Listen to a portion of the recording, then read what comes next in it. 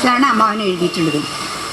അപ്പോൾ ഏതായാലും ഞാനിപ്പോൾ ഈ തുടങ്ങി വെച്ചത് എന്തായിരുന്നു വെച്ചാൽ എഴുത്തുകാരുടെ റീച്ചുള്ള ആളുകളുടെ ഒക്കെ ഒരു ഉത്തരവാദിത്തമുണ്ട്. നമുക്ക് പിന്നീട് വരുന്നവർക്ക് ഒരു വഴി തെളിക്കാൻ, ബുദ്ധിയുടെ വികാസം ഉണ്ടാക്കാൻ, മനസ്സിൻ്റെ വികാസം ഉണ്ടാക്കാനുള്ള അത് ചെയ്യാനുള്ള ഒരു ഉത്തരവാദിത്തം ഉണ്ട് വിശ്വസിക്കുന്നു.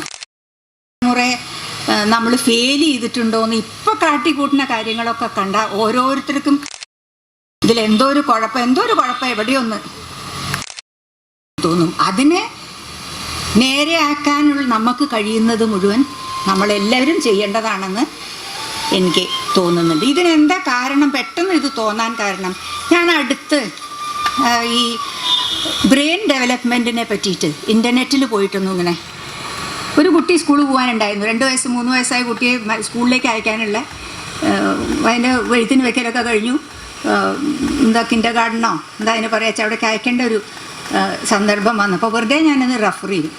അപ്പോൾ 3 വയസ്സാവുമ്പോൾ കുട്ടിയുടെ ബ്രെയിനിലുള്ള ജനിച്ച ഉടനെ കംപ്ലീറ്റായിട്ട് ശരിയായിട്ട് വളരുന്നത് ഹാർട്ട് അങ്ങനെയാണ്, എല്ലാ വർക്കും ചെയ്യാവുന്ന സ്ഥിതിയിലായിട്ട്. ബാക്കി അങ്ങനെ ഒന്നും അങ്ങനെ ആയിട്ടില്ല. അതൊക്കെ പിന്നീട് വരുന്നതാണ്. ഇതിൻ്റെ ബ്രെയിനിനും പിന്നീട് വരുന്നതാണ് ഡെവലപ്മെൻറ്റ്. 3 വയസ്സാകുമ്പോഴേക്കും ആ കുട്ടിയുടെ ഈ ബ്രെയിനിലുള്ള സെൽസിൻ്റെ ന്യൂറോൺസ് എന്നാണ് പേര്. അപ്പോൾ ഇങ്ങനെ സെല്ലുണ്ടാവും. ആ സെല്ലിൻ്റെ ഉള്ളിൽ നിന്ന് ഇങ്ങനെ നിറച്ച് ഡെൻഡ്രൈറ്റ്, ആക്സോൺ എന്ന് പറഞ്ഞിട്ട് ഇതൊക്കെ തമ്മിൽ കമ്മ്യൂണിക്കേറ്റ് ചെയ്യാനുള്ള സാധനങ്ങളാണ്, നാരുമാരിയുള്ള സാധനങ്ങളാണ്.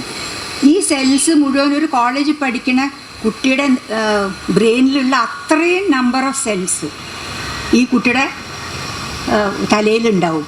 അത്രയും നല്ല, ചിലപ്പോൾ അതിനേക്കാളും കൂടുതലും സെൽസ് ഉണ്ടാവും. അങ്ങനെ അപ്പോഴേക്കും അതാണ് ബ്രെയിനിൻ്റെ ആദ്യത്തെ. അതാണ് നമ്മൾ എനിക്ക് തോന്നുന്നത് ഈ 3 വയസ്സാകുമ്പോഴേക്കും. അപ്പോൾ ആ വളർച്ച ആ സമയത്താണ് കുട്ടി ഭയങ്കര ക്യൂരിയോസിറ്റിയാണ്. അതെന്താ എല്ലാ പഞ്ചേന്ദ്രിയങ്ങളെ കൊണ്ട് ഓരോ സാധനങ്ങളെ അറിഞ്ഞിട്ട് സമയമാണ്. ബാലാമണിയമ്മയ്ക്ക് ഈ വികാസം കൊടുത്ത പുസ്തകങ്ങളുടെ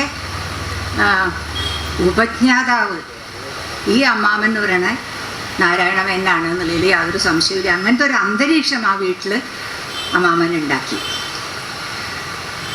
അതേമാതിരി തന്നെയാണ് അമ്മാവൻ്റെ കവിതകളിൽ ഈ പണ്ട് ആഷ്ടജ്ഞാനം എഴുതിയ ആളാണ്. പക്ഷെ അതിനു മുമ്പ് സുലോചന എഴുതി. അന്നൊക്കെ എൻ്റെ കുട്ടിക്കാലത്ത് എൻ്റെ വിചാരം എന്നെ പറ്റിയിട്ടുള്ള പുസ്തകമാണ് ഈ സുലോചന എന്നായിരുന്നു, എന്നെ പറ്റി അമ്മ എഴുതിയിട്ടുള്ളതെന്നായിരുന്നു വിചാരം. അപ്പോൾ സുലോചന എഴുതി, ദൈവഗതി എന്ന് എഴുതി. സുലോചനയിൽ എന്താ പറയണില്ലേ, എടുക്കുക എന്നൊരു ചന്ദ്രഹാസം ഈ എടുത്ത കൃത്യത്തിന് അവറ്റിന് ഇപ്പോഴേ കൊടുത്തുയാം കൂലി, അതല്ല എങ്കിലൻ മെടുക്കു തുച്ഛം ദശകണ്ഠനല്ല ഞാൻ. അപ്പോൾ ഈ വാളും കൊണ്ട് നടക്കണം, അതിനെ പറ്റിയിട്ട് എഴുതി ആ സമയത്ത്. അത് കഴിഞ്ഞിട്ട് കണ്ണുനീർത്തുള്ളി എഴുതി. കണ്ണുനീർത്തുള്ളി ഒരുപാട് വ്യസനം അനുഭവിക്കുന്നതിനെ പറ്റിയിട്ട് എഴുതിയിട്ടുള്ളതാണ്. ഭാര്യയും കുട്ടിയും ഒരു 10 ദിവസത്തിൻ്റെ ഉള്ളിൽ രണ്ടും നഷ്ടപ്പെട്ട ഒരു വളരെ സ്നേഹിച്ച് കല്യാണം കഴിച്ച ഭാര്യ കണ്ണുനീർത്തുള്ളി എഴുതി. അത് വ്യസനം പറയുന്നുണ്ടെങ്കിലും എന്തു പറഞ്ഞു, കടിക്കട്ടകൾ കൂട്ടിയിട്ട് അതടിച്ചു വൈരപ്പൊടി ചിന്നിടും നീ. ഇരുൾ മേഘങ്ങളാണ് ആയിരിക്കണം, അതിന്ന് മിന്നൽ വരണ വൈരപ്പൊടി ചിന്നിടും നീ. മൃത്യുവിൽ നിന്ന് അനശ്വരത്വത്തെ എടുത്തു കാട്ടിയെന്ന് പറയാനുള്ള വികാസം അത് എഴുതി തീരുമ്പോഴേക്കും അമ്മാവന് വന്നു. അതും കഴിഞ്ഞിട്ട് ചക്രവാളത്തിലെത്തിയപ്പോൾ എന്താ പറയണതെന്ന് വെച്ചാൽ, ഒരു കുട്ടി, ചെറിയ കുട്ടി അച്ഛൻ്റെ കയ്യിൽ ഒരു മണ്ണിൻ്റെ തരി ഇങ്ങനെ ഇട്ട് കൊടുക്കുകയാണ്. അത് കണ്ടപ്പോൾ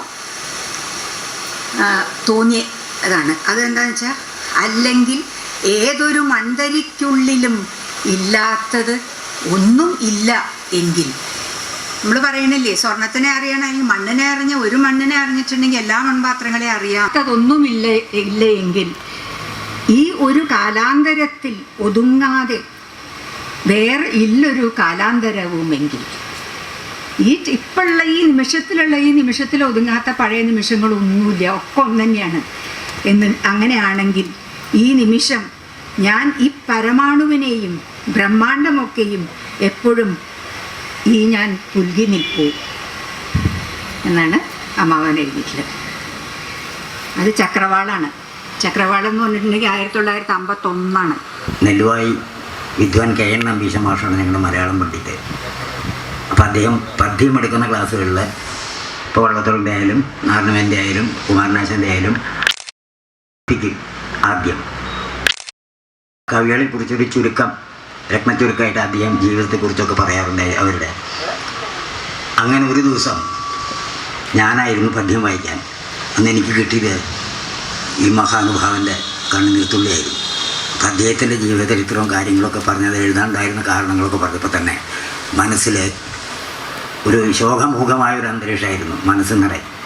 അത് കഴിഞ്ഞ് ഞാനത് കണ്ണുനീർത്തുള്ളി വായിച്ച് ഏതാണ്ട് 5-8 വരെയായപ്പോഴേക്കും ഞാനൊന്ന് കരഞ്ഞുപോയി. ഇപ്പോഴും ആലോചിക്കാൻ വയ്യ. അപ്പോൾ മാഷ് പറഞ്ഞു, ബോയിനൂട്ടി മതി, പോയിരിക്കുന്നു പറഞ്ഞു. അങ്ങനെയാണ് ആ മഹാനുഭാവൻ എൻ്റെ ആത്മാവിൽ പ്രതിഷ്ഠിക്കപ്പെടുന്നത്. ആ 57 വർഷങ്ങൾക്ക് ശേഷം ഇന്നിപ്പോൾ അദ്ദേഹത്തിൻ്റെ 127ാം ജന്മദിനാഘോഷ പരിപാടിയിൽ കവിയരങ്ങ് ഉദ്ഘാടനം ചെയ്യാൻ എനിക്ക് സാധിച്ചത് എൻ്റെ ജീവിതത്തിലെ ഏറ്റവും വലിയൊരു നേട്ടമായിട്ടാണ് ഞാൻ കാണുന്നത്. അദ്ദേഹത്തിന് മുമ്പിൽ ഞാൻ ഒന്നുമല്ല, അദ്ദേഹത്തെക്കുറിച്ച് പറയാനും ഞാൻ ഒന്നുമല്ല. എന്നിരുന്നാൽ കൂടി ഈ അവസരം ഞാൻ സസന്തോഷം സ്വീകരിക്കുന്നു. സ്മരണതൻ മുന്നിൽ നിന്ന് എന്തെങ്കിലും കുത്തിക്കുറിക്കുവാൻ 1000 സർഗ സൗന്ദര്യ ചൈതന്യം ചൈത്ര ശോഭകൾ തീർക്കും ഈ നിമിഷത്തിൽ പ്രഭോ, മലയാള കാവ്യ കൽപ്പനാദീപ ഗോപുരമല്ലേ ഭവാൻ, മുന്നിൽ കേവലം ഞാൻ ഇന്നൊരു മിന്നാമിനുങ്ങു മാത്രം. ആ പൂജ്യസ്മരണതൻ മുന്നിലൻ തൂലിക ഞാനിതാ സാദരം സമർപ്പിച്ചു. ആത്മാവിൽ ലോലതല കുമ്പിളിൽ കണ്ണുനീർത്തുള്ളിയായി ആ ദിവ്യപാദത്തിലൻ സാഷ്ടാംഗ പ്രണാമം പ്രണാമം പ്രണാമം. പ്രിയപ്പെട്ടവരെ, സത്യത്തിൽ ഭയങ്കര വിഷമം തോന്നാണ്. എൻ്റെ കടമ നിർവഹിക്കുന്ന ഇവിടുത്തെ ആ മഹാനുഭാവൻ്റെ പേരിലുള്ള കവിയരങ്ങ് ഞാൻ നിങ്ങളുടെ എല്ലാവരുടെയും അനുവാദത്തോടെ ആശംസയോടെ ഔപചാരികമായി ഉദ്ഘാടനം ചെയ്തിരിക്കുന്നു. നന്ദി ജി.കെ. പള്ളത്ത്. നമ്മളുടെ കവിയരങ്ങ് ആരംഭിക്കുകയാണ്. ആദ്യമായി ഈ വേദി